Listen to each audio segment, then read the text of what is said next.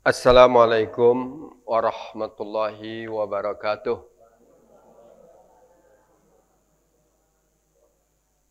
Alhamdulillahillazi anzalal Qur'an hudal linnasi wa bayyinatin minal huda wal furqan.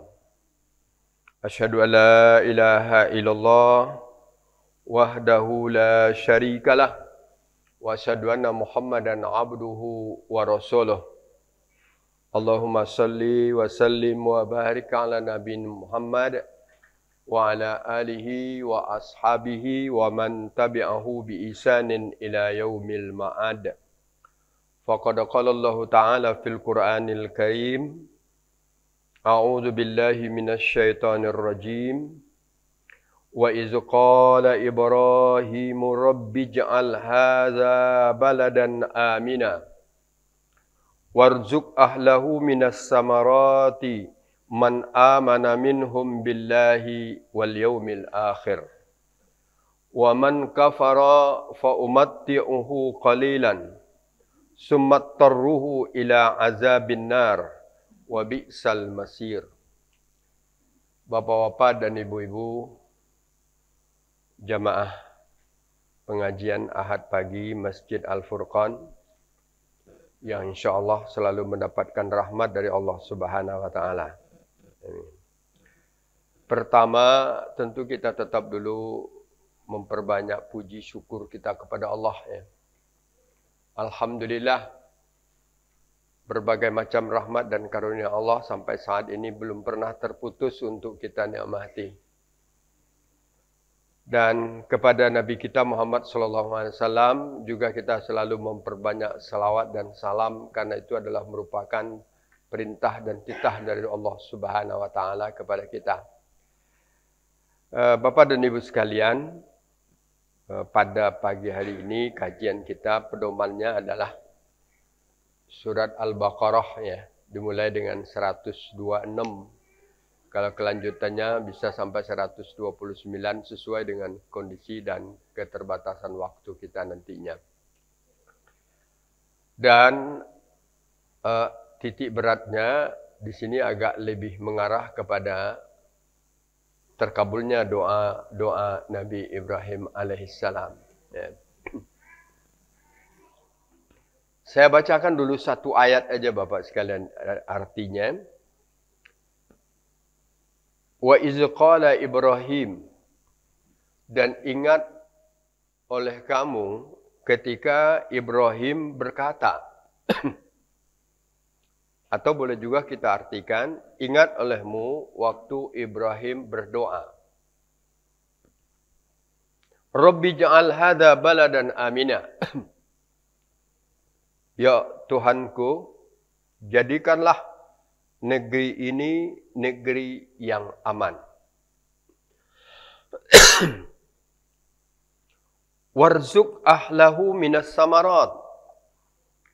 Berilah rezeki, anugerahilah penduduknya dengan berbagai macam buah-buahan. Man amana minhum, siapa yang beriman di antara mereka, billah wal yaumil akhir, dan beriman dengan hari yang akhir. Qala, Allah berkata, wa man kafara fa umatti'uhu qalilan. Siapa yang ingkar, siapa yang kafir, maka kami beri dia kesenangan sementara. Sumattaruhu, kemudian kami paksakan dia ila azabin nar, untuk menerima azab neraka. Wa bi'sal masir, dan itu adalah sejahat-jahat tempat kembali. Ini satu ayat ini aja sudah luar biasa Ibu-ibu sekalian. Tapi sebetulnya di belakangnya ada keterkaitan doa yang lain, ya. Banyak wa iz yarfa'u Ibrahim, dan ingat ketika Ibrahim al-qawaida minal bait, waktu dia selesai mengangkat bangunan Ka'bah, ya. Wa Ismail, bersama anaknya Ismail, Rabbana taqabbal minna, ya Tuhan kami, terimalah apa yang telah kami lakukan ini. Innaka antas sami'ul alim. Engkau adalah yang maha mendengar lagi maha mengetahui. Rabbana, ya Tuhan kami, waj'alna muslimaini lak. Jadikanlah kami berdua orang Islam kepadamu, orang yang selalu menyerahkan diri kepadamu. Wa min zurriyatina, dan begitu juga anak-anak cucu kami, ummatan muslimatan lak, menjadi umat Islam, umat yang menyerahkan diri kepadamu.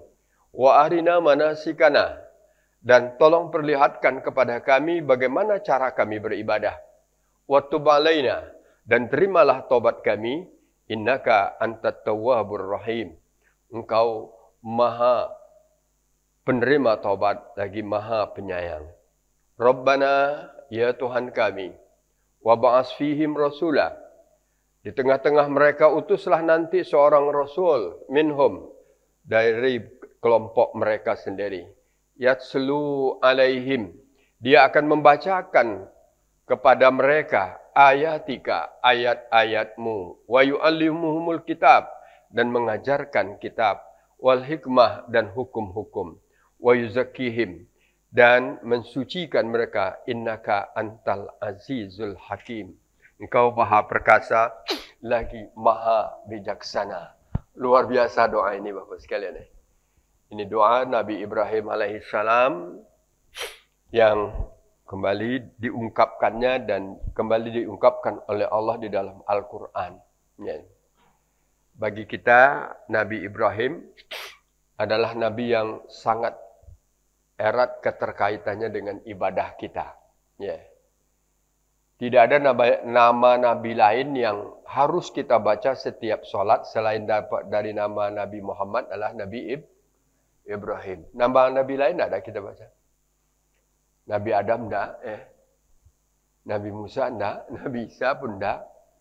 Tapi kepada Nabi Ibrahim, kesahan solat kita adalah di samping kita berselawat kepada Nabi, juga berselawat kepada Nabi Ibrahim. Allahumma salli ala Muhammad wa ala ali Muhammad kama sallaita ala Ibrahim wa ali Ibrahim sampai akhir.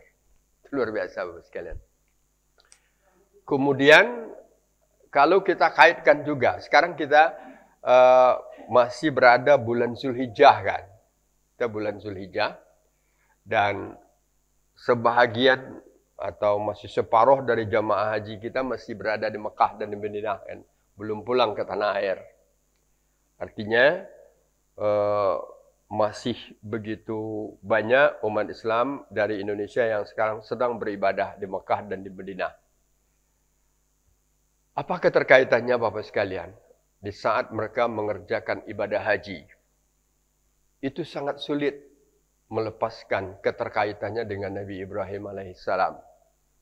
Di saat kita melaksanakan rangkaian ibadah Idul Adha dan kurban, juga sangat erat hubungannya dengan Nabi Ibrahim alaihissalam. Kenapa ibu-ibu dan bapak sekalian? Nabi Ibrahim adalah Abul Anbiya, Nabi daripada para nabi-nabi. Jadi seluruh nabi setelah Nabi Ibrahim, semuanya adalah cucu Ibrahim. Jadi ada yang garis keturunan Ismail, itu hanya Nabi Muhammad SAW. Ada yang dari garis keturunan Ishak, terus kepada Yakub sampai kepada Nabi Sulaiman, Musa dan Isa terus kan? Itu adalah juga dari keturunan Nabi Ibrahim dengan istrinya Siti Sarah. Istri Rasulullah, istri Ibrahim ini kan dua. Iya, Sarah sampai tua tidak dapat anak, kawin dengan Siti Hajar, seorang muda, anak gadis muda, diberi oleh Allah anak pertama yaitu Ismail di saat umurnya sudah lanjut. Di saat Sarah sudah pasrah tidak akan dapat anak. Sarah itu kan sudah pasrah dah. Dan termasuk dia mengizinkan kawin dengan Hajar itu agar Ibrahim dapat keturunannya. Dan alhamdulillah dapat keturunan. Jadi kalau ceritanya panjang ibu-ibu dan bapak sekalian. Akhirnya apa? Setelah Nabi Ibrahim kawin dengan Hajar, salah seorang perempuan Mesir. Kemudian Allah berkehendak Hajar hamil. Dan setelah hamil dia melahirkan anak. setelah melahirkan anak, ada perintah Allah yang berat kepada Nabi Ibrahim. Apa perintahnya? Agar Ibrahim membawa anaknya dan Hajar ini ke suatu tempat yang bernama Biwadin Ghairi Zi Zar'in. Di suatu tempat lembah, yang di lembah itu tidak ada tanaman. Ya, berangkatlah, kalau diperkirakan Bapak sekalian, dari Palestina sekarang ke Mekah.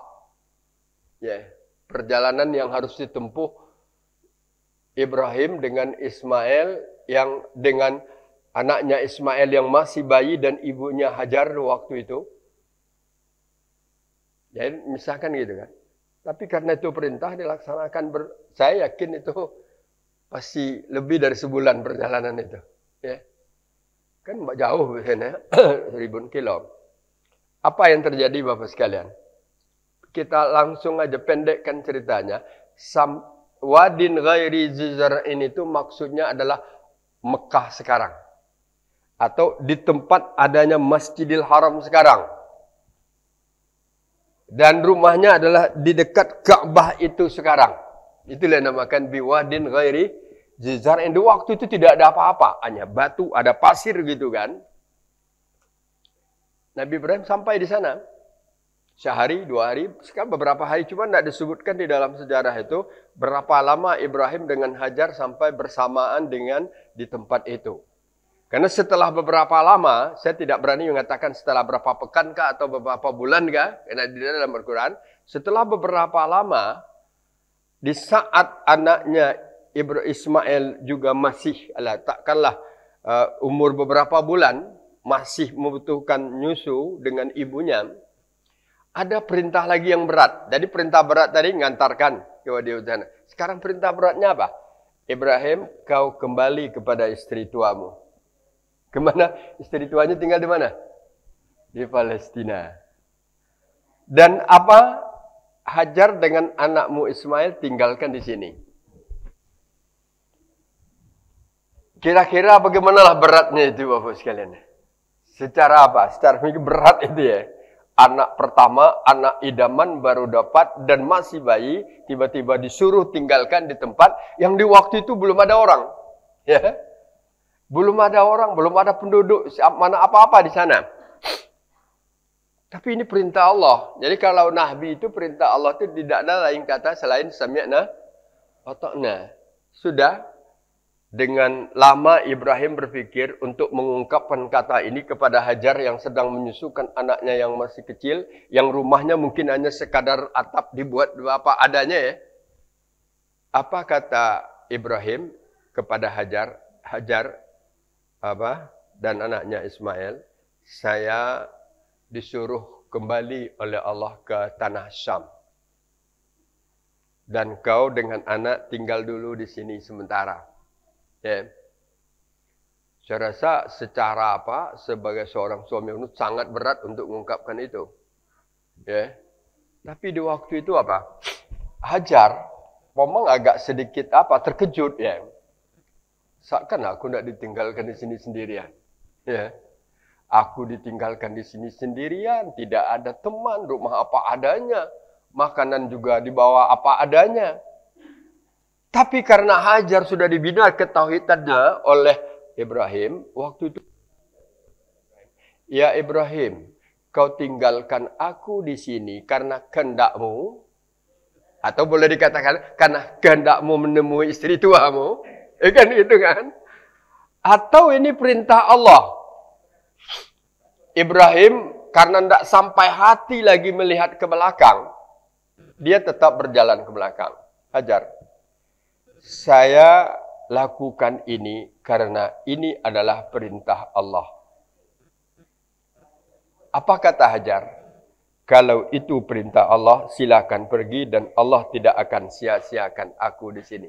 Ada nak orang akidahnya yang sudah seperti itu? Ada nak ibu-ibu yang akidahnya sudah seperti itu?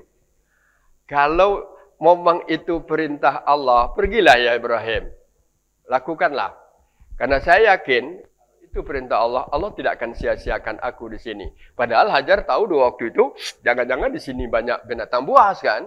banyak atau perampok. Karena tidak ada orang di waktu itu. Dia aja lah penduduk yang pertama di waktu itu. Berangkat tanpa melihat Ibrahim ke belakang berjalan. Tidak lihat-lihat lagi dia. Jalan terus. Pendek cerita beberapa hari, beberapa pekan sudah itu. Sebelumnya sudah dipersiapkan ini makanan, ini air gitu ya. Kan tidak ada pula drum di waktu itu mungkin ya. Disiapkanlah air apa adanya. Akhirnya apa? Makanan habis. Air pun habis. Makanan habis. Air habis. Setelah itu apa? Suami tidak ada. Minta tolong kepada siapa? Anak kecil. Akhirnya, kan kalau di Ka'bah itu sekarang, kira-kira 200 meter selesai kita tawaf, kan miring jalan sedikit, kita akan naik Bukit Sofa ya. Kalau nak apa? Tak sa'i ya. Ada agak ketinggian begitu dikit. Sekarang masih ada aslinya. Kalau Bapak dan Ibu pergi umroh, itu Sofa itu masih ada ditinggalkan batu aslinya di tingkat pertama itu. Naik ke sana. Apa tujuan naik ke sana? Untuk memandang kiri kanan ada enggak kira-kira sumber air yang dapat diambilnya untuk minum kepada anaknya yang sedang haus. Dilihat ke sana kiri kanan enggak ada air. Akhirnya di Bukit Sofa, dari Sofa ini kira 400 meter, kurang dari 500 meter, di sana ada lagi satu bukit namanya Marwa. Marwa, berlari-larilah, berlari-lari kecil lah. Siapa? Hajar ke bukit itu. Sampai di bukit itu, lihat lagi kiri kanan, tidak ada air. Bingung dia, lari lagi, sangka apa? 7 kali dia pulang pergi. Saking inginnya mendapatkan sumber air. Apa ibu sekalian? Akhirnya capek. Di Bukit Safa setelah ke-7, samping capek, dia teringat anaknya. Air tidak dapat. Di waktu dia melihat kepada anaknya, dia melihat anaknya mungkin sedang kehausan. Dari jauh dengan jarak kira-kira 200 meter sedang mengentak-entakkan kakinya itu. Kakinya ada kena anak. Nah itu biasa lah ya.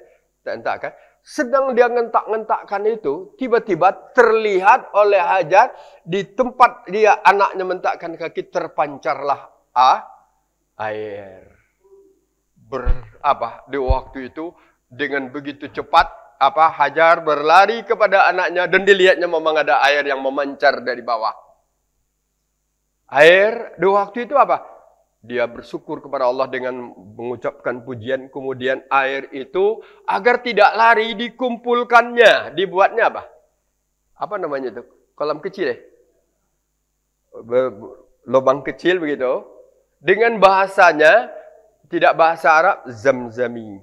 Zamzami. Zamzami. Terbikinlah suatu lubang kecil dan air itu berkumpul di sana. Setelah berkumpul, ditunggunya airnya tenang bersih, diminumnya. Dan kemudian diminumkannya kepada anaknya. Dan sejak itu air itu keluar terus. Dengan teratur, dengan kondisi bersih. Senang Hajar. Kalau sumber makanan ada. Jadi kalau dikata, itu sudah 2 bentuk ibadah di sana Bapak sekalian. Pertama sumber air zam-zam yang kita minum sekarang ini. Sebetulnya penggalinya siapa? Seorang ibu dengan anak, ibunya bernama Hajar, seorang perempuan, dan anaknya bernama luar biasa. Jadi sampai sekarang air yang digalinya itu tidak pernah putus. Kira-kira sudah berapa ratus juta orang menikmati air itu kan. Dan orang rindu dengan air itu. Air sumber zam-zam. Bahkan di zaman Rasulullah dikatakan sumber zam-zam adalah sifaun min kulli da'in. Bisa menyembuhkan berbagai penyakit. Satu. Kemudian ibadah lagi Bapak sekalian. Dia berlari-lari antara Safa dan Marwa. Antara berlari-lari kecil. Tidak berjalan. Lari-lari kecil artinya lari lambat gitu ya. Ibu-ibu kalau sa'i mana? Berjalan berlari kan? Nah, itu adalah seolah-olah kan itu ya. Seolah-olah melaksanakan apa yang dilaksanakan oleh tapi bukan karena itu kan. Tapi itu karena syariatnya Nabi kita Muhammad Sallallahu Alaihi Wasallam. Yang saya katakan keterkaitannya sangat luar biasa. Ya sudah itu panjang cerita. Sumber air sudah ada, air tidak putus-putus keluar. Hajar pun senang dan tidak berapa lama Ibrahim juga datang. Dan kemudian datang, biasa di padang pasir itu ibu-ibu bapak sekalian, kalau ada sumber air, itu di atasnya akan berterbangan burung. Jadi burung itu kan juga sedang cari air. Terbang, dia senang teman-teman cari air gitu kan. Orang yang sedang berjalan di dalam padang pasir, sumber dia untuk mencari air, dia melihat aja di mana burung terbang. Nah, ada di selatan kota Mekah itu namanya Bani Jurhum. Bani Jurhum ini selatan dari Arab itu sering melakukan kafilah perjalanan sampai ke Syam untuk perdagangan begitu. Itu yang disebut dengan li'ilah perdagangan. Tapi waktu dia mencari air sumber, dia nampak, nah ini ada sumber air baru. Dan dilihatnya, akhirnya dia cari tempat itu, dan ketemu dia di tempat itu, dan didapatinya ketemu adalah seorang ibu dan seorang anak muda. Di waktu itu orang-orang Bani Jurhum, sebagai adabnya, dia minta izin, boleh tak kami menikmati air ini? Boleh tak kami juga makai air ini? Oleh Hajar dan Ismail dipersilakan. Selanjutnya, sekali lagi balik dia sini. Boleh tak kami tinggal di sini? Ya, karena sumber tempat tinggal itu biasanya kalau ada sumber air kan.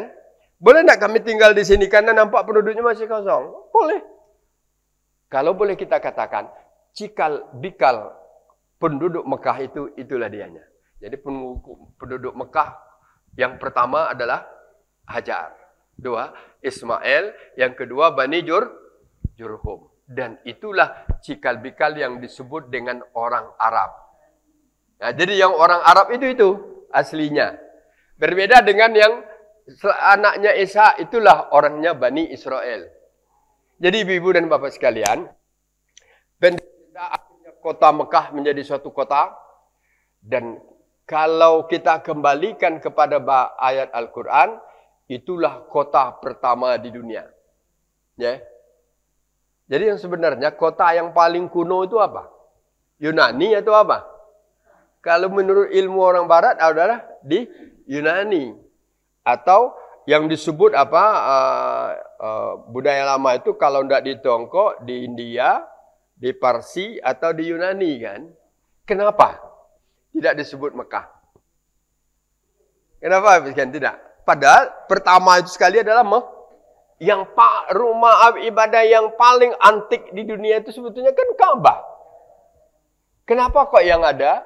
Yang di Parsi, yang di Tiongkok, yang di India, yang di Mesir. Kalau yang di Mesir dengan piramidnya itu, dengan apanya itu kan? Padahal itu zaman Nabi Musa. Itu kan zaman Nabi Musa. Tapi kalau Musa itu jauh beberapa kali keturunan dari Nabi Ibrahim. Musa itu juga keturunan Nabi Ibrahim. Ke atasnya. Jadi ibu dan bapak sekalian, itulah kota Mekah. Selanjutnya apa yang kita lakukan? Setelah Ismail dewasa, agak remaja, ada peristiwa korban ya. Kita nak ceritakan ini sudah dengar. Kemudian dia sudah mulai bisa bekerja. Maka diperintahkan oleh Allah kepada Ibrahim dan Ismail agar di tempat dia pertama itu dibangun rumah. Rumah ibadah maksudnya. Maka itulah disebut inna awwala baitin wudi'a lin-nasi lalladzi bi Bakkah. Sungguhnya rumah ibadah yang pertama dibangun oleh Allah adalah yang berada di Bakkah. Bakkah itu nama lain dari kota Mekah. Dibangun oleh Nabi Ibrahim. Sudah permanen juga rupanya. Permanennya dengan pasir, batu, dikasih apa? Mungkin pelepah korma itu yang dikumpul-kumpulkan ke atas. Segi 4, ukurannya dari dulu sampai sekarang itulah 11,5 kali 12 meter. Dibangun, tingginya sekian meter. Setelah melampaui tinggi Ibrahim, tapi Ibrahim kita tidak tahu ketinggiannya berapa. Itu apakah 3 meter atau 2 meter, tidak tahu kita. Karena orang dahulu jauh lebih tinggi kan. Jadi tidak ada data berapa kira-kira tinggi Nabi Ibrahim dan Ismail, apakah 2 meter, apakah 3 meter. Karena kalau Nabi Musa katanya sangat tinggi lagi kan. Tapi itu tidak Tidak kapasitas. Yang jelas sudah habis, tidak bisa tangannya menjangkau lagi, dibuat tempat berinjak. Tempat nginjak untuk masang ke atas. Dipasang batu begitu, menginjak karena basah, kemudian membekas kakinya di sana. Dan tempat itu dikatakan oleh Allah, biarkan itu tetap. Dan itulah sampai sekarang yang disebut dengan apa? Makam Ibrahim. Jadi makam Ibrahim itu bukan kuburan Ibrahim ya. Kalau makam bagi kita apa? Kuburan. Tapi makam itu adalah tempat tegak. Jadi tempat tegak Nabi Ibrahim meletakkan bangunan Ka'bah ke atas. Itulah sebabnya karena itu sangat tinggi sejarahnya, disunnahkan bagi orang yang tawaf untuk salat sunat tawaf di belakang apa? Makam-makam Ibrahim itu. Dulu agak dekat ke Ka'bah sekalian. Sekarang agak dijauhkan ke belakang. Jadi itu dipindahkan, ya benar itu. Kalau dulu dekatnya beberapa meter aja. Sama seingat sekitar tahun apa? Tahun 75-an. Nah, saya haji pertama itu tahun 75, Pak. Masih orang apa? Tahun pertama berada di Arab Saudi pergi haji, memang serba adanya. Itu sangat dekat dengan Ka'bah itu. Dan sumur Zam-Zam itu masih dekat juga. Ada tangga ke bawah. Sekarang tidak ada lagi. Ditutup ya. Itulah Bapak-Bapak sekalian. Itu luar biasa. Apa yang akan kita ambil di sini? Selesai Ka'bah dibangun. Nah, ini yang apa kajian kita. Selesai Ka'bah dibangun. Itulah yang diungkapkan oleh Nabi Ibrahim dan anaknya Ismail. Ka'bah selesai dibangun, sebelumnya dia berdoa kepada Allah agar jadikanlah ini baitin lit-taifina warruka'is sujud. Dikabulkan oleh Allah.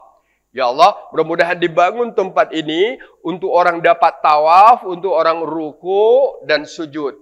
Itu ada dalam ayat sebelumnya. Yang kita ambil ayat 126, doa Nabi Ibrahim. Ka'bah selesai. Dan memang mulailah orang-orang yang ada di sana itu melaksanakan tempat ibadah sesuai dengan syariat yang dilaksanakan oleh Nabi Ibrahim. Nabi Ibrahim dengan Ismail di waktu itu, setelah selesai itu dia merasa senang, artinya tugas rasanya agak sudah beres kan. Apa dia? Waktu itulah dia berdoa. Doanya secara khusus ini. Wa isqala Ibrahim, dan waktu itu Nabi Ibrahim berdoa, Rabbi ja'al hadza balada amina. Warzuq ahlahu minas samarat. Dua ini doanya dulu, perhatikan. Luar biasa doa yang dua ini. Ya Allah, jadikanlah negeri ini negeri yang aman. Ya. Kemudian negerinya aman. Warzuk ahlahu, beri rezeki penduduknya.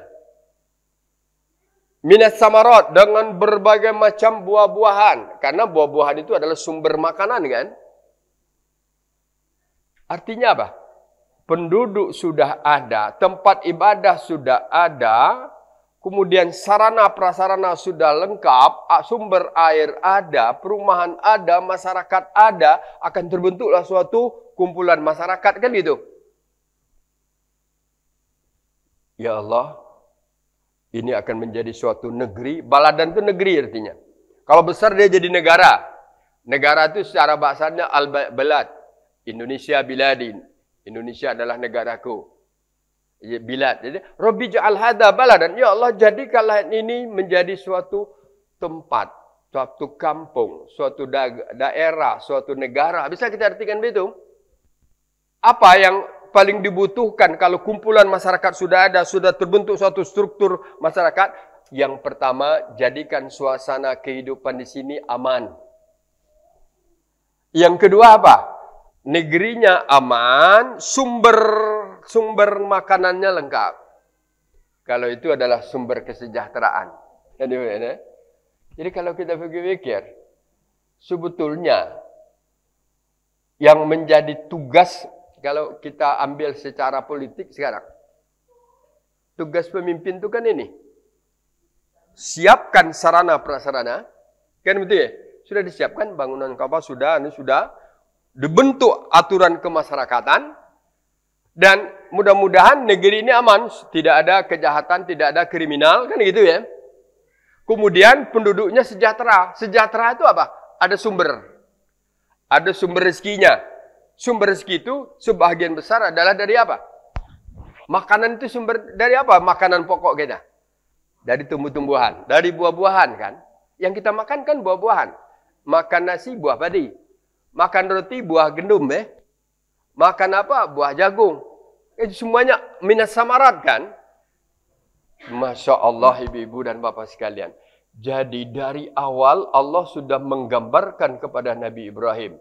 Bagaimana bentuk ke depan di dalam membentuk suatu suasana yang di dalamnya akan terasa penduduknya aman, rezekinya apa, merasakan kesejahteraan kalau sumbernya ada. Sarana ada, suasana aman, sumber rezeki ada, itulah kebahagiaan yang akan dirasakan. Nah, kalau kita di Indonesia, sudah tidak kira-kira ini? Jadi kalau apa? Sebetulnya kepada siapa yang tidak jadi wali kota, jadi gubernur ke depan ini, suruh dia baca ayat ini. Apa visi Bapak sebagai apa?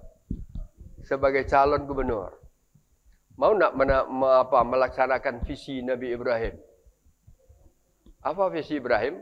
Bangun sarana prasarana, siapkan tempat ibadah, atur struktur masyarakat, dan usahakan negerinya aman. Negerinya aman, tidak ada kriminal, tidak banyak kejahatan. Kemudian agar penduduknya sejahtera, cari sumber-sumber yang akan bisa menimbulkan hasil sebagai kebutuhan hidup, pangan. Kalau istilah kita, ada 3 yang kita butuhkan. Sandang, pangan, papan. Ini semuanya dari apa? Minas samarat kan? Masya Allah. Jadi, ini bukan politiknya Bapak sekalian. Artinya apa? Jauhnya jangkauan isi Al-Quran itu kan gitu ya. Dan ini bisa berlaku untuk skop kecil kita di keluarga. Ya. Kita berkeluarga, kita bertetangga, kita berkampung, kita bernegara kan gitu. Kalau suatu rumah tangga, ya seorang bentuk rumah tangga, kawinnya. Apa yang dipikirkannya dulu? Ilmunya kan? Sumbernya sudah, sarananya ada. Dia berpikir, sandangnya ada, pangannya ada, kemudian dia ingin tinggal di tempat yang apa? Aman. Kenapa dia ingin tinggal di tempat aman? Mudah-mudahan di sana juga sumber rezekinya. Karena sana kerjanya. Sesuai dengan posisi kerjanya lah. Sesuai dengan profesinya. Apakah dia pedagang, apakah dia petani, apakah dia pegawai. Dan di sini sana semua. Warzuk ahlahu minas samarat.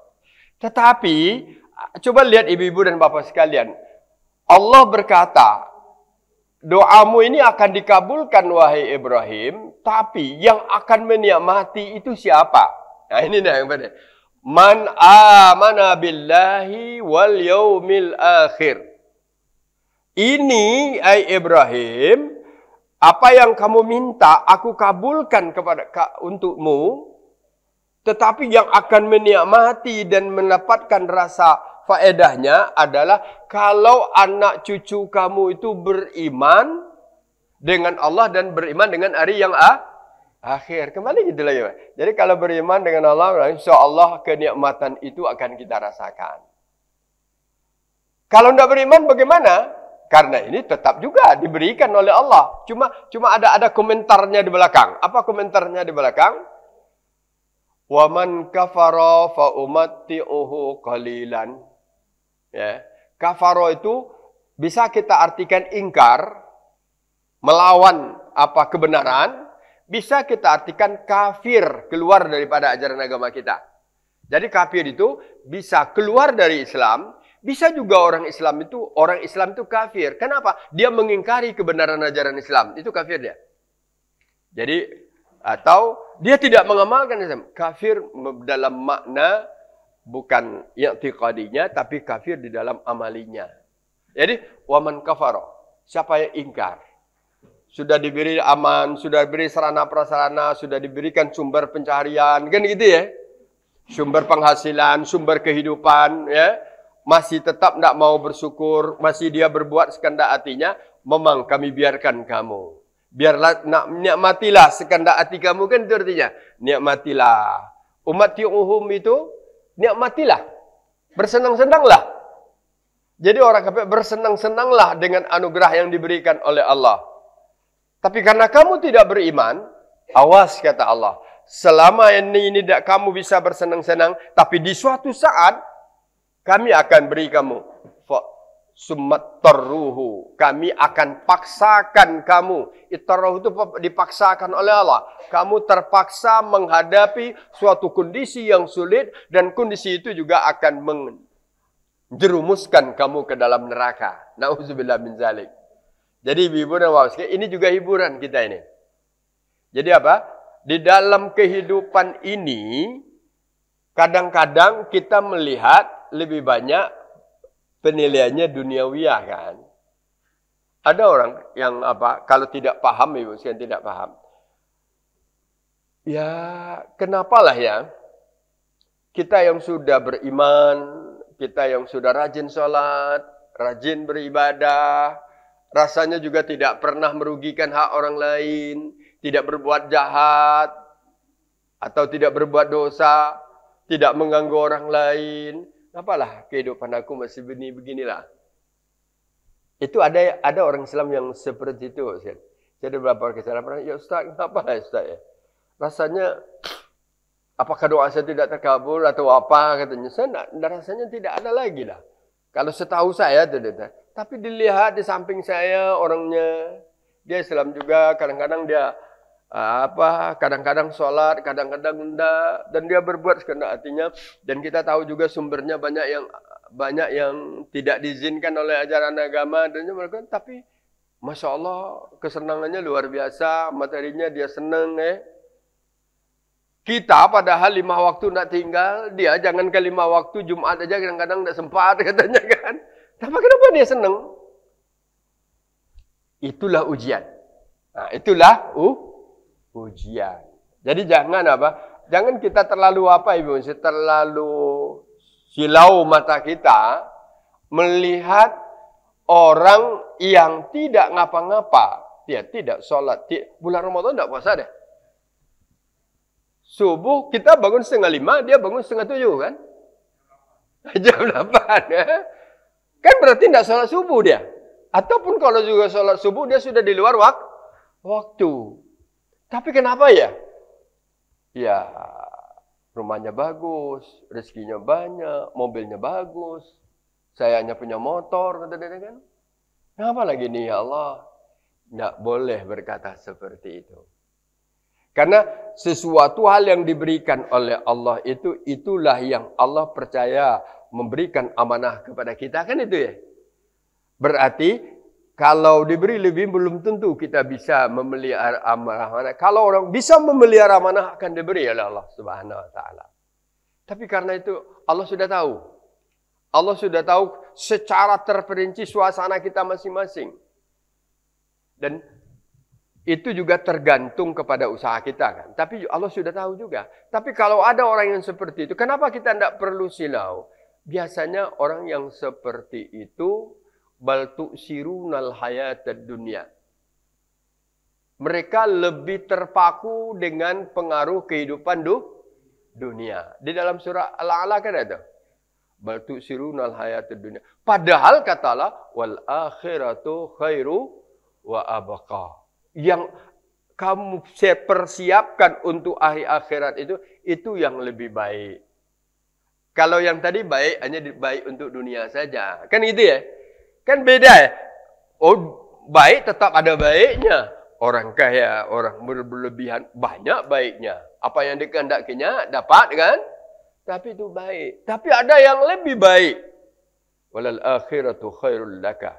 Dan yang kamu lakukan untuk hari akhirat itu lebih baik untukmu. Wa abqa, dan lebih kekal. Lebih kekal, dia tidak akan hilang. Tapi yang kamu baik untuk dunia, dia akan hilang. Dia seperti Fata Morgana. Tahu tak Fata Morgana? Sekarang kita pergi Jalan Sukamto, sana jam 12. Tegak di tengah jalan tu, di depan sana itu kira-kira 100 meter di depan nampak apa? air tergenang, air tawar kan gitu ya. Tetapi apa? Air tawar kalau kita sedang kehausan, tambah dikejar, tambah tidak dapat dia, tambah jauh dia ke sana. Itulah fata morgana. Jadi itu dikatakan oleh Allah, orang yang kehidupannya terlalu terpesona dengan itu bagaikan fata morgana. Fata morgana itu apa? Suatu bayangannya dia akan mendapatkan sesuatu yang lebih nikmat, airnya lebih tawar. Tapi tambah dikejar dia tambah tidak ada. Jadi bukan di sini Bapak sekalian, bukan tidak boleh orang, boleh, tapi syarat pokok tadi apa? Man amana billah wal yaumil beriman dengan Allah dan sudah itu kalau ini modalnya ada, ya kalau dapat banyak kan gitu. Tapi kalau tidak apa ya sudah. Dan kalau hanya dengan ukuran tertentu, kita tidak boleh juga terlalu silau mata itu. Kenapa? Allah lebih percaya, Allah lebih tahu apa yang dilakukannya untuk kita. Kalau Allah lebih tahu, dan itulah yang lebih baik untuk kita. Bukannya berarti kita pasrah. Kita tidak boleh pasrah kan? Kenapa? Karena ada ketentuan di dalam ayat lain. فَإِذَا قُضِيَتِ الصَّلَاةُ فَانْتَشِرُوا فِي الْأَرْضِ وَابْتَغُوا مِنْ فَضْلِ اللَّهِ وَاذْكُرُوا اللَّهَ كَثِيرًا لَعَلَّكُمْ تُفْلِحُونَ. Itu kita. Kita tidak akan pernah terlepas daripada usaha dan ikhtiar dan kerja gitu kan. Tidak boleh pernah berhenti. Tapi syaratnya apa? Tetap beriman dulu, lakukan sholat, kan itu ya. Artinya apapun kesibukan kamu, kan itu artinya ya. Apapun profesi kamu, lakukan sholat dulu. Jadi sholat itu kunci pokok. Faiza qudiyatis shalah. Sudah itu silakan. Kamu tidak pergi ke kantor, kamu tidak pergi ke pasar, kamu tidak pergi melaut, kamu tidak pergi perjalanan, silakan. Fantasiru. Fantasiru, bertebaranlah. Dan wabtagu, carilah. Fadlillah, banyak karunia Allah berserakan di dunia ini. Kalau kamu mau menang. Tapi syaratnya apa? Waskurullah. Jangan lupa ingat kepada Allah. Itu yang kita cari sekalian. Maka kalau yang sudah seperti itulah yang diperlihatkan para orang yang luar biasa. Tapi kalau dia tidak kekuatan iman yang tidak ada, maka diberi oleh Allah kesenangan. Kesenangan itu sementara, di suatu saat dia akan habis. Maka dalam istilah ulama itu namanya istidraj. Istidraj itu apa? Dia diberi kesenangan, menikmati berbagai, tapi dia lupa dan suatu saat dia akan mendapatkan bahaya. Gitu. Jadi kembali kita doa Nabi Ibrahim tadi. Jadi doa Nabi Ibrahim, dua ini sudah terrealisasi kan? Sudah terkabul kan? Apa doa terkabul? Mekah sampai sekarang termasuk negara tempat kota yang paling aman di dunia. Ya, Mekah adalah tempat yang paling aman. Oh ya ada, kami kehilangan, ada copet itu. Waduh, kalaupun ada, itu adalah hal yang kecil-kecil terjadi pada kondisi tersendiri. Ya, orang pergi haji itu kan niatnya kan tak sama. Ada yang pergi haji juga, tapi kadang-kadang karena sudah terbiasa, kan ada juga nak orang kecopetan di Mekah. Banyak ya. Berarti ada. Dan ada sindikat, ada sindikat juga yang diberangkatkan ke Mekah itu. Kerjanya itu setiap tahun gitu kan. Tapi sekarang kan agak sulit orang di negara mana aja pergi ke Mekah itu kan sulit sekarang. Ya, di negara mana aja pergi ke Mekah itu sulit. Jangankan orang kita, orang luar Arab Saudi, orang yang tinggal di Arab itu juga tidak sebebas seperti dulu. Kalau dulu bebas kapan aja nak pergi haji boleh, Bu sekalian. Kan sekarang ada batasan. Jadi kembali negerinya aman. Ya. Contoh paling aman begitu ramai orang. Kalau sudah azan orang apa? Tokonya masih dibuka atau ditutup? Tidak ditutup, ditinggalkan aja. Coba kita jam pesan 16 gitu. Azan, Allahu Akbar, biarlah barang terkapar gitu. Mana lagi kita? Aman tak? Habis. Habis ya sekalian. Itu real itu kalau tidak percaya. Sedangkanlah dijaga, masih apa kan? Nah, ini ada bosnya, dia anak buahnya, masih ada yang tempat. Sekarang malah lah pakai apa namanya? CCTV. Masih sempat kawan memasukkan ke dalam apa?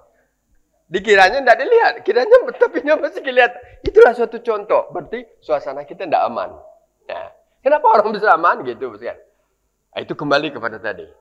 Ya, kalau kita keterkaitan, itu memang kondisi masyarakat yang sudah terbentuk dengan nilai kan gitu, nilai-nilai keislaman, nilai-nilai keimanan, dan nilai-nilai hukum. Itu tidak terlepas ya. Orang nggak bisa dengan, harus ada juga norma hukum ada. Contoh Ibu sekalian. Merata di Arab Saudi itu dari dulu, mudah-mudahan sekarang juga tidak berubah. Kalau waktu sholat sudah datang, itu setelah selesai azan, mutlak tempat usaha ditutup. Atau diberhentikan. Dinonaktifkan. Kalau dia di jalan gitu, toko bisa boleh buka. Setelah azan, biasanya ada di Arab Saudi itu ada polisi namanya polisi amar ma'ruf nahi munkar. Jadi polisi ini banyak. Kalau kita polisi dua ada Pol PP dan polisi anu ya. Di sana ada polisi amar ma'ruf nahi munkar. Jadi polisi amar ma'ruf nahi munkar termasuk tu ya. Tapi ini dia tidak berpakaian polisi, dia berpakaian ulama biasanya. Pembalin pakai tongkat dekat. Soalnya kalau masih ada orang sudah azan masih apa? Dia paling masih kode aja. Jadi setelah terus ke ujung. Satu jalan itu sudah bersih. Sana balik, sana lagi. Kemudian dia balik lagi. Kalau dia sudah balik, masih nutup. Dia tidak ngapa-ngapa, dia catat aja. Toko nomor sekian. Terus toko nomor sekian. Beberapa hari lagi tunggulah panggilan. Nah, macam mana kalau diberlakukan di Indonesia model itu? Jadi kembali. Apalagi di Mekah kan. Kalau musim haji aja lagi begitu. Apalagi di luar musim haji. Jadi ini memang kondisinya. Kondisi disebabkan karena ketentuan aturan yang sudah dilaksanakan. Tapi kalau kita kaitkan itu tidak terlepas daripada keberhasilan doa Nabi Ibrahim alaihissalam. Jadi sekian puluh abad yang lalu Ibrahim sudah berdoa. Ka'bah sudah kubangun, masyarakatnya sudah kubentuk. Mudah-mudahan nanti negeri ini tetap menjadi negeri yang aman. Satu. Nomor dua, beri penduduknya dengan berbagai macam apa? Makanan. Apa makanan yang tidak ada di Mekah? Padahal jelas tempatnya tadi apa? Biwadin ghairi zar'in. Suatu lembah yang tidak ada apa? Tanaman. Kalau sekarang alhamdulillah sudah menghijau. Jalan-jalan itu lebih hijau. Karena apa? Di samping ditanam, setiap hari 2 kali sehari disiram.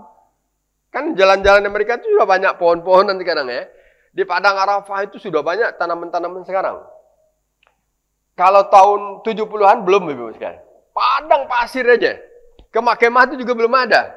Kemah dibuat darurat aja. Kalau sekarang kan kemahnya sudah apa? Mantap. Belum ada pohon-pohon di sana itu. So, bagaimana saya bayangkan tahun 75.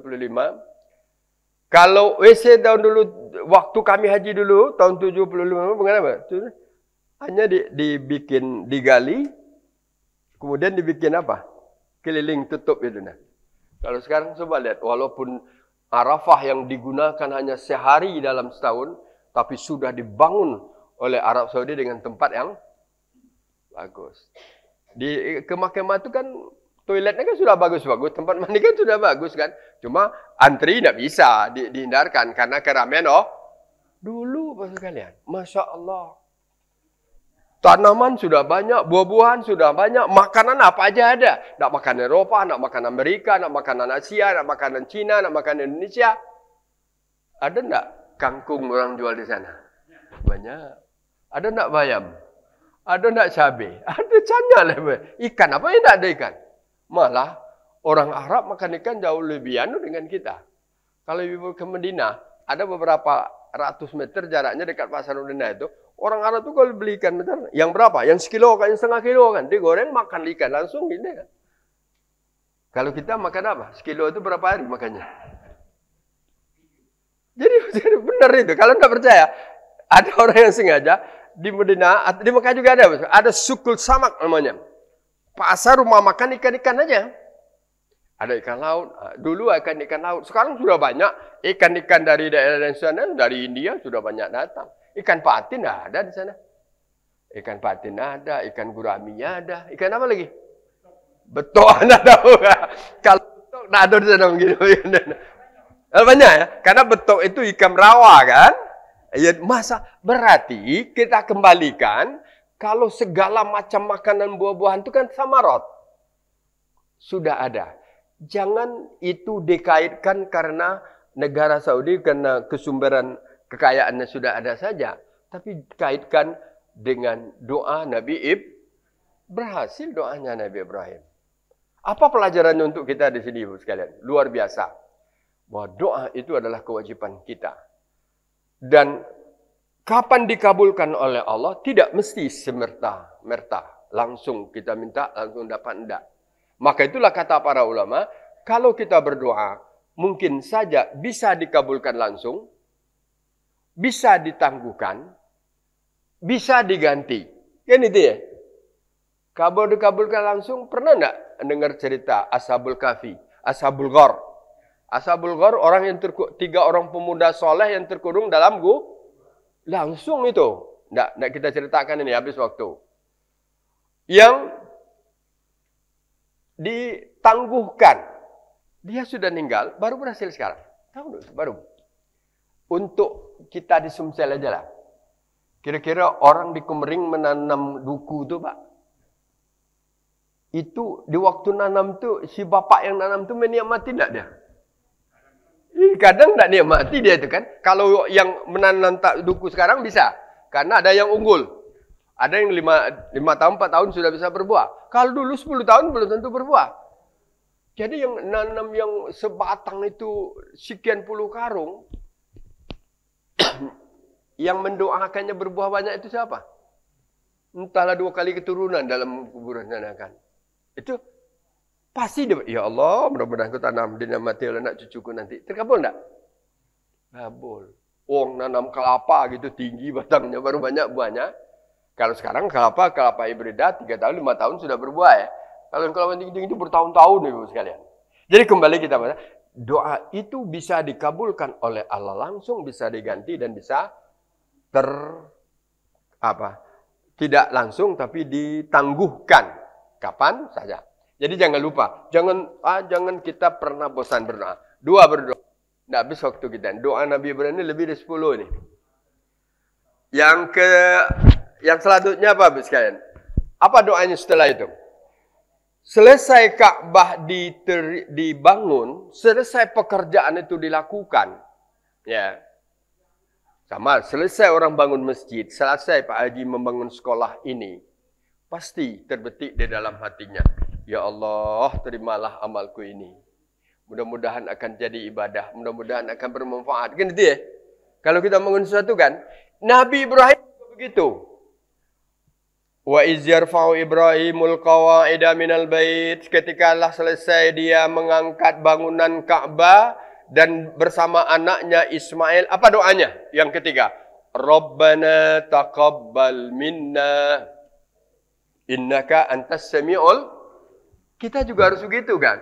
Ya Allah ya Tuhan, ini kau bangun, ini aku buat ya Allah. Mudah-mudahan jadi ibadahku ya Allah. Dan terimalah ini dariku ya Allah. Bagus sekali. Jadi apa aja pada kita? Jangan lupa kita doakan seperti itu. Rabbana taqabbal minna innaka antas sami'ul. Kita berbuat baik, doakan itu. Ya bukan Nabi Ibrahim aja. Tapi Nabi Ibrahim itu sebagai uswah. Uswah itu apa? Contoh, tauladan kepada kita. Nabi Ibrahim membangun masjid. Dia doakan. Apa tujuannya? Agar tertanam rasa ikhlas. Kan gitu ya?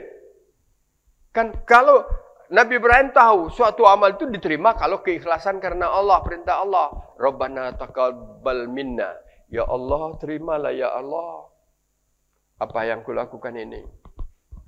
Kenapa? Kau tidak sia-sia ya Allah. Antas sami' antal alim. Ya? Antas sami' itu apa? Asma'ul husna kan?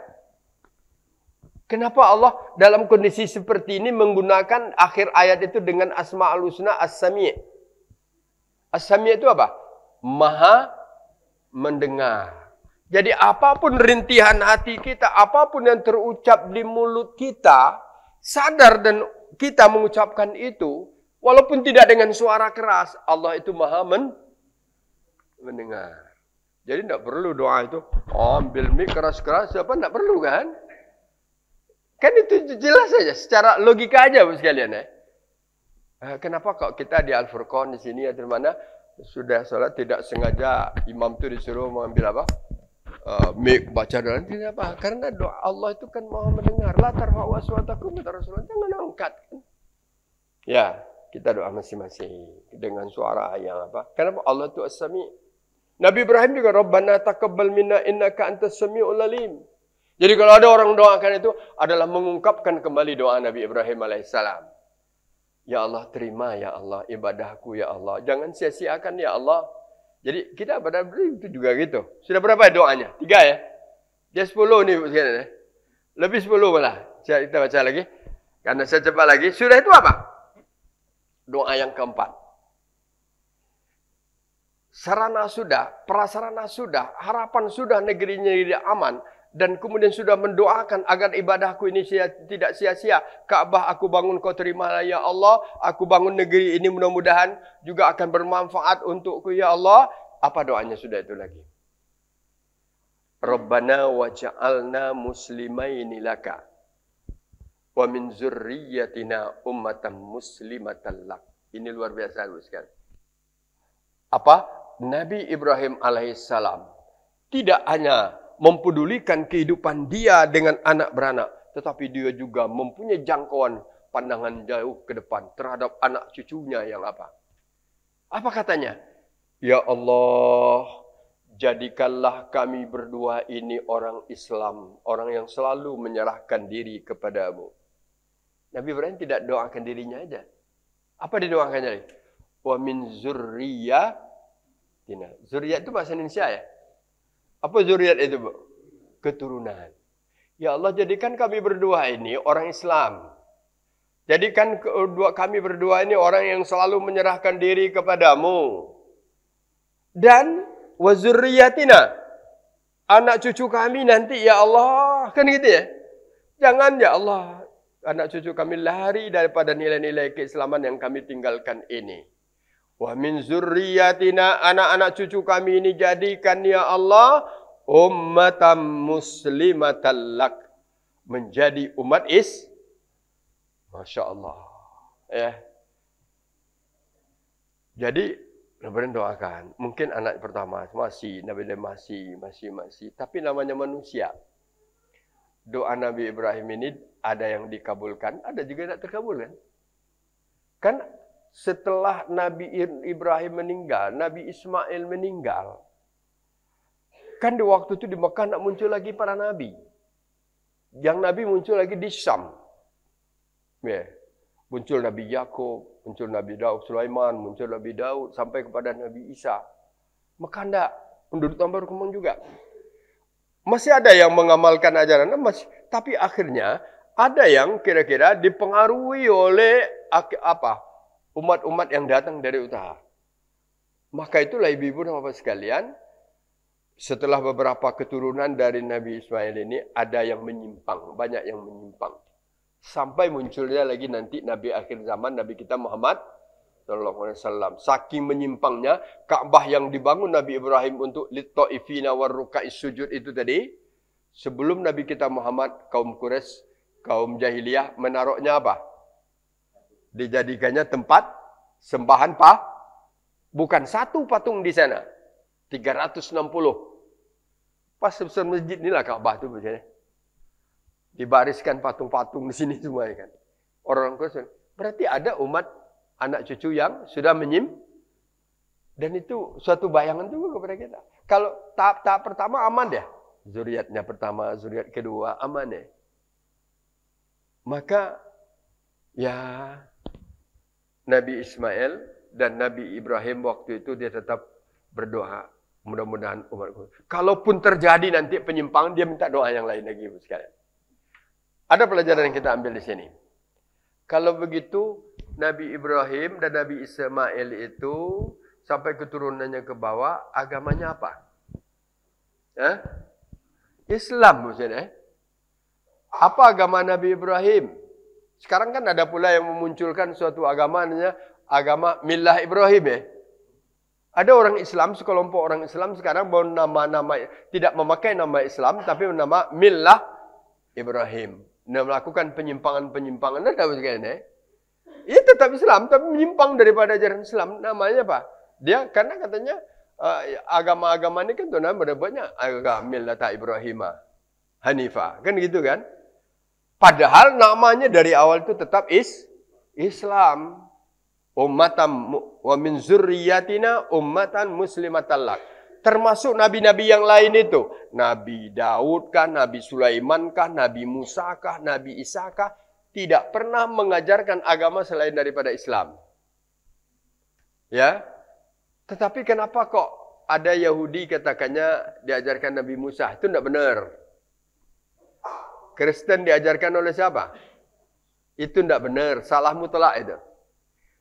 Kalau kita cari dalam ayat Al-Quran, Nabi Isa kah, Nabi Musa kah, juga tetap dia mengajarkan Islam. Tapi kenapa kok ada yang mengatakan seolah agama Yahudi itu dikembangkan oleh Nabi Musa? Bukan gitu. Setelah Nabi Musa meninggal sekian ratus tahun, muncul orang yang mendakwakan. Ada seorang yang muncul namanya Yahuza.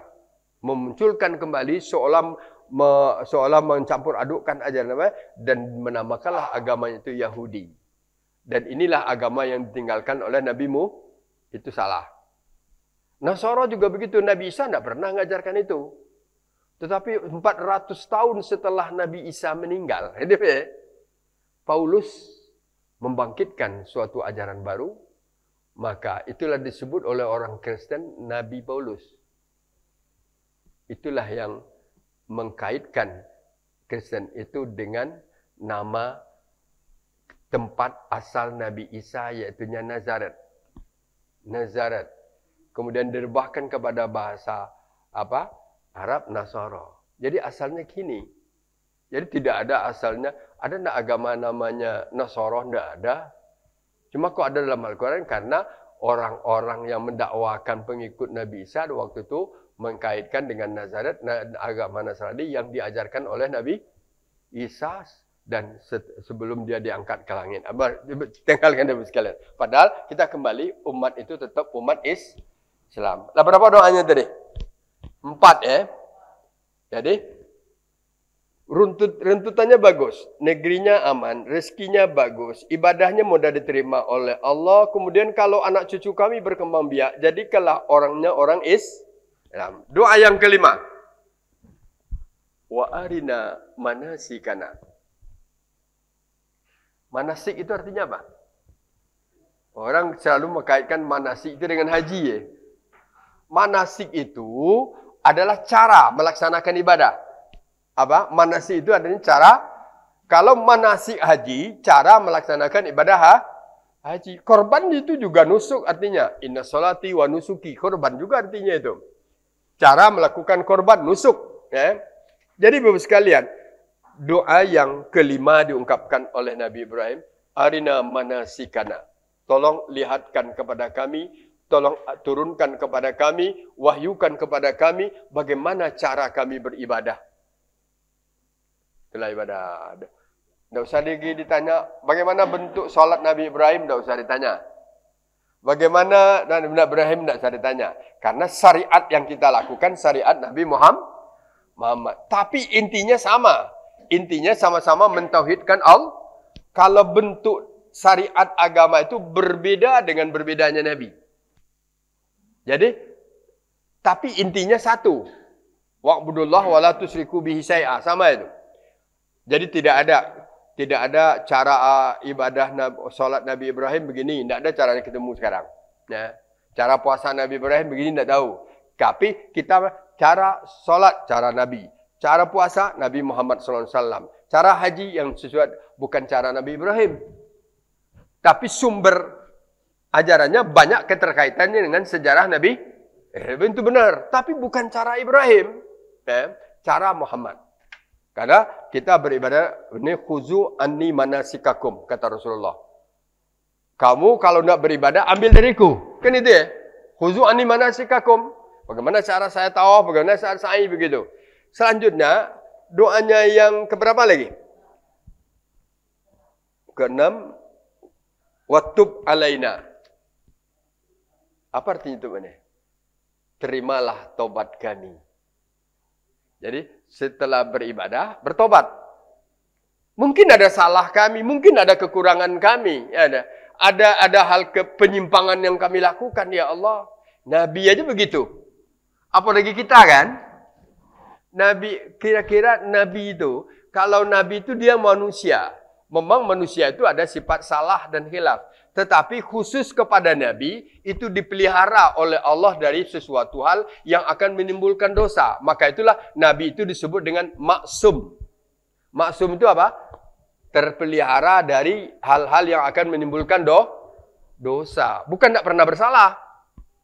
Dia manusiawi itu. Kalau salah manusiawi. Tapi tidak berdosa. Nabi tidak pernah berdosa. Nabi Muhammad pernah tidak salah? Pernah. Tapi dia tidak berdosa. Karena Allah dari awal sudah mengampuni dosanya. Liyaghfira laka ma taqaddama min zambika wa ma ta'akhkhara. Kalau kamu berdosa dulu, yang akan datang sudah diampunkan. Maka itulah satu-satunya orang yang tidak ada dosa. Dijamin tidak ada, nol dosanya adalah Nabi kita Muhammad SAW. Tapi kalau salahnya ada. Tapi Nabi itu salah demi kebaikan kita.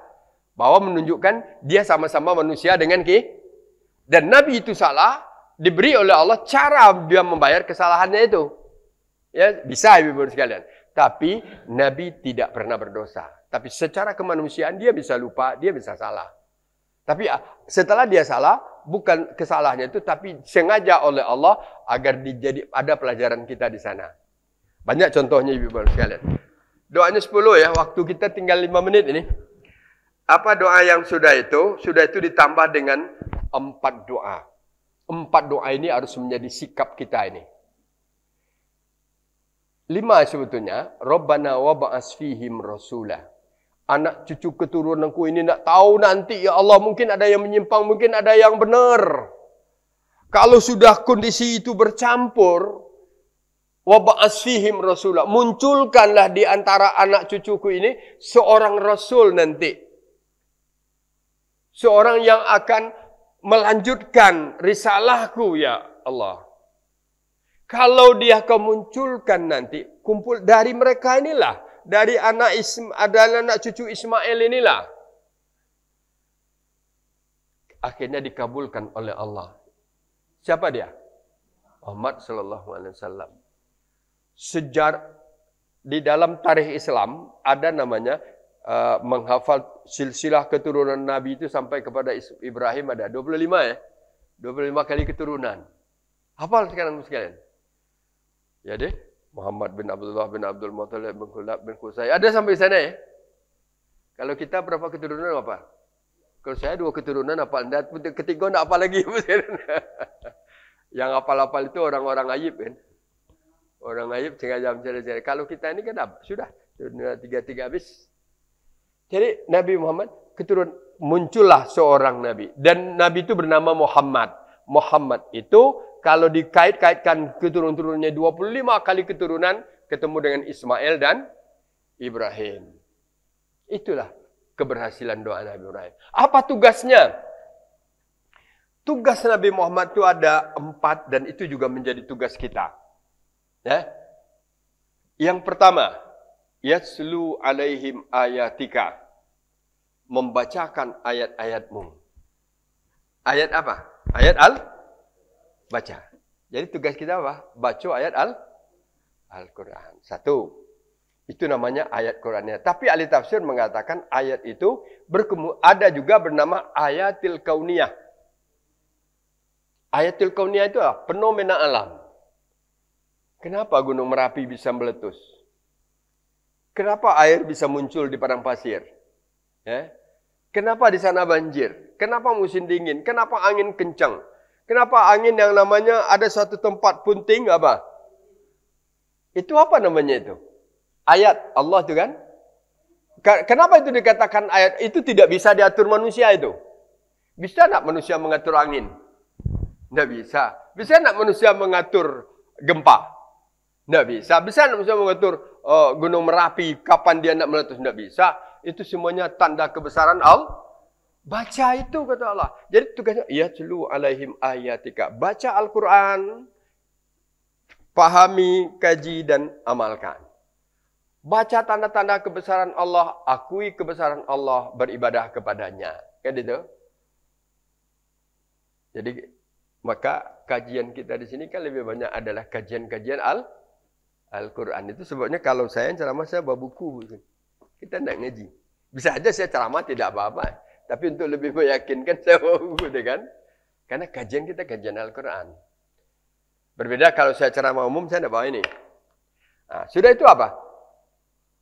Wa yu'allimuhumul kitaba, dan mengajarkan kepada mereka kitab, wal hikmah. Hikmah ini ada mengartikan hukum-hukum. Ya. Ada yang mengartikan isi kandungan Al-Quran dan hadis. Tapi sama aja itu. Isi kandungan Al-Quran itu kan hukum-hukum agama yang harus kita pelajari kan. Apa tugas Nabi? Dia sudah sampaikan, ayat Al-Quran sudah dibacakannya, tanda kebesaran Allah sudah dibacakannya. Hikmah, hukum-hukum yang perlu, ini wajib sholat, ini halal, ini haram, ini boleh, ini tidak boleh. Ini berbahaya, ini tidak berbahaya, silakan. Sudah dijelaskannya semua, wal hikmah itu. Sudah itu, apa lagi? Jadi, bacakan, ajarkan kepada mereka kitab, isi Al-Quran itu. Yang ketiganya, ajarkan kepada mereka hukum-hukum. Yang keempat, wa yuzakkihim. Sucikan dirimu. Sucikan diri mereka. Apa maksudnya sucikan diri mereka? Bukan bersihkan. Kalau bersihkan mandi ya. Kalau suci itu apa? Kalau mandi itu toharoh. Ada bab fikih namanya bab toharoh. Bab toharoh itu berudu, mandi, tayamum. Itulah cara kita bertoharoh. Tapi kalau sucikan, itu adalah yang di dalam disucikan. Ya. Kenapa yang di dalam disucikan? Karena kalau di dalam ini kotor, semuanya jadi kotor. Ya. Dengan apa membersihkannya? Tauhidkan Allah, lakukan ibadah, hindarkan kejahatan. Kan itu ya. Bagaimana kita mensucikan diri? Beribadah kepada Allah. Ya. Ibadah kita kepada Allah. Tauhidkan dia. Jauhkan perbuatan syirik dan tinggalkan kejahatan. Bersih diri kita. Ya, orang sholat tazkiyatun nafs. Orang puasa tazkiyatun nafs. Orang haji tazkiyatun nafs. Tazkiyatun nafs itu artinya mensucikan diri. Karena bayangannya begini aja Bu sekalian. Kalau ini sudah kotor, itu biasanya kotornya karena dosa. Iza aznabal muslim zamban nakatan nuktatan sauda fi qalbihi. Kalau seorang muslim itu berdosa, kalau dibayangkan hatinya, dirinya itu sebagai lembaran putih, satu titik, satu kesalahan, satu titik hitam. Kalau 10? 10. Kalau 100? 100. Kalau besar? Besar kan itu. Itu hadis Nabi sahih bukan ya? Itulah. Coba bayangkan kalau kita tidak bersihkan diri kita setiap hari, mana jadinya? Tertutuplah hati kita. Itulah maka ada di dalam Al-Quran. Khatamallahu ala qulubihim. Kalau hati sudah tertutup, dilanjutkan ini. Wala sam'ihim. Kalau pendengaran sudah tertutup, walaupun melihat kebenaran, wa absarihim. Bukan tidak mendengar, bukan tidak lihat. Bukan dia tuli, bukan dia buta. Matanya melihat, telinganya mendengar, tapi yang dilihatnya kebenaran tidak diterimanya. Kejahatan dia bergelimang dengannya. Kan itu sekalian. Jadi cara mensucikan diri itu gitu. Maka itu harus kita lakukan setiap hari. Maka secara tidak langsung, secara penyucian diri kita yang paling real setiap hari, mantapkan diri dengan ketauhidan kita kepada Allah. Jauhkan perbuatan syirik, jangan tinggalkan sholat. Coba kerjakan itu. Kalau 3 itu amat besar ya. Mantapkan iman tauhid kita kepada Allah. Jangan berbuat syirik. Sudah lakukan sholat. Yang 5 tidak boleh tinggal. Silakan yang lain ditambahkan. Karena 1 kali sholat, 1 kali apa? Tazkiyatun nafs. 1 kali kita sholat, suci diri kita. Tidak tahu setelah suci, subuh tadi lah suci ya. Subuh sampai zuhur berapa jam? 5 jam ya. 6 jam. 6-7 jam malah. Kira-kira ada tidak salah? Ada. Ada tidak berdosa? Ada ndak lalai? Ada nak nyengok yang ndak patut di? Ada nak ada kan? Kalau dia masih kecil, dia masih ada harapan kita. Harapan kita apa? Allahu Akbar. Datang apa? Zuhur. Tujuannya apa? Lakukan kewajiban kepada Allah. Bersihkan dirimu, sucikan dirimu. Kamu kembali jadi Masya Allah. Itu berkelanjutan. Mudah-mudahan ibu-ibu dan bapak silakan dilihat. Kalau apa yang kata-kata Asmaul Husna yang bagus di belakangnya. Setelah rentetan doa yang 10 tadi atau 11. Innaka antal azizul hakim.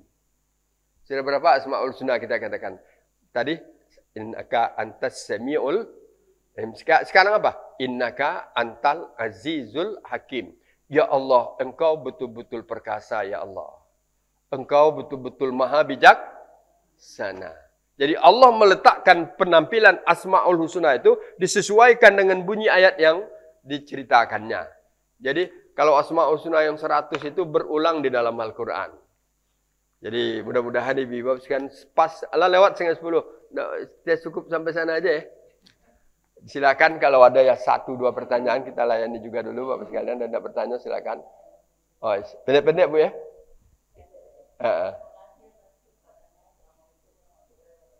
Waalaikumsalam.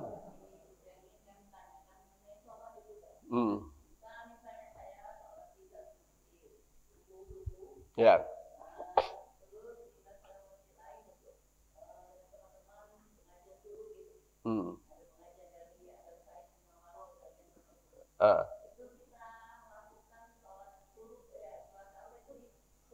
Isyraq.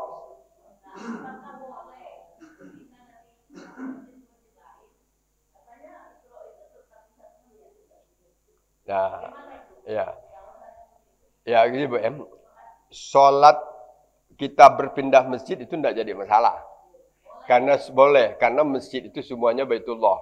Masjid itu semuanya rumah Allah. Kita akan melakukan salat di mana ketentraman hati kita akan lebih tenang kan gitu. Kemudian kalau salat subuh, setelah salat subuh kita berzikir, dan ya kalau zikirnya akan lebih bagus, walaupun akan lebih bagus menunggu sampai dengan terbitnya matahari. Maka itu sebabnya di jadwal waktu salat itu ada suruk Suruk itu terbitnya matahari. Jadi ada saat nanti pas matahari sudah terbit. Kalau tadi kan baru fajar, sekarang terbit dia sudah berada pada garis ufuk itu. Dia begitu sekalian, biasanya kira-kira sejam setelah sholat subuh. Dari waktu subuh itu sejam lebih kurang. Maka kata siapa yang lakukan itu, maka akan diberi oleh Allah. Maka dikejarkan. Pas di saat terbitnya matahari itu tidak boleh sholat. Nah, jadi kan ada sholat yang haram. Sholat yang sunat yang haram setelah sholat subuh. Tidak boleh, bukan haram. Tidak boleh setelah sholat subuh dan pas di matahari terbit. Pas matahari tegak ya, itu tidak boleh. Pas matahari sudah asar juga tidak boleh. Pas matahari terbenam juga tidak boleh. Itu 5 waktu jangan kerjakan sholat. Ya. Jadi saya ulang sedikitnya komentar. 5 waktu tidak boleh sholat. Ya.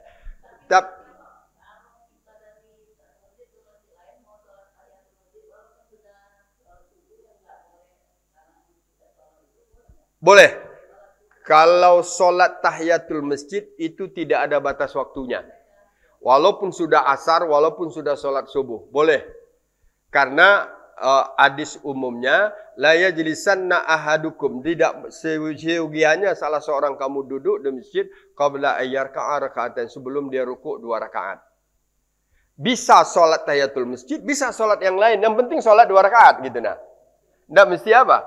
Bisa tidak kebetulan waktunya sudah duha, ya sholat duha saya sama aja. Jadi tidak mesti awal masuk ke masjid itu menjadi sholat tahiyatul masjid. Artinya kita hormati masjid itu dengan sholat, itu artinya sholat tahiyatul masjid itu. Kalau kita orang sudah ya kita enggak sholat tahiyatul masjid itu karena kita akan duduk menghormati aja. Jadi kembali kepada sholat syuruk tadi, sholat syuruk itu boleh di masjid ini, boleh di masjid itu. Keterkaitannya adalah dengan terbitnya matahari. Di mana terbit matahari? Kalau di rumah ya di rumah enggak apa-apa. Boleh di rumah. Enggak mesti di masjid. Enggak ada ketentuan sholat syuruk itu harus di masjid. Boleh. Apalagi ibu-ibu boleh di rumah. Ya, silakan di rumah. Karena sebagian ulama mengatakan solat suruk itu apakah bagian dari solat duha dan tidak. Ya, yang jelas ada beberapa hadis diperdebatkan hadis itu, tapi yang lebih kuat tetap dia disunahkan untuk melakukan solat sunat suruk. Boleh, ya. Kalau tidak kerja tidak apa-apa, tapi kerjakan, ya. Kalau sempat kan lebih bagus, bukan? Jadi kali solat sunat suruk boleh di masjid, boleh di rumah, dengan syarat adalah setelah matahari terbit. Ya mungkin semenit, mungkin setengah menit silakan, mungkin ya. Dan pahalanya juga luar biasa. Kita nak nyebut pahala ya, tapi juga ada yang kita kalau di dalam beribadah ada sunnahnya, gitu aja. Ada dikatakan ada sunnahnya karena ada penjelasan dari Nabi kita Muhammad Sallallahu Alaihi Wasallam. Kalau pahalanya luar biasa. Ya, habis boleh, masih ya. Nah deh, waktu ya. Mudah-mudahan bermanfaat bagi kita ibu sekalian. Silakan kembali diulang nanti. Dan doa ini juga bagus untuk kita ucapkan. Bukan doa Nabi Ibrahim saja, tapi juga menjadi doa kita. Rabbi ja'al hadza baladan amina. Kan bagus ya. Jadikanlah negeri kami ini negeri yang aman. Warzuqlahu minas samarat. Kan bagus. Rabbana ya jadikanlah kami ummatan muslimatan lak. Kan bagus kan. Sampai di sini saja.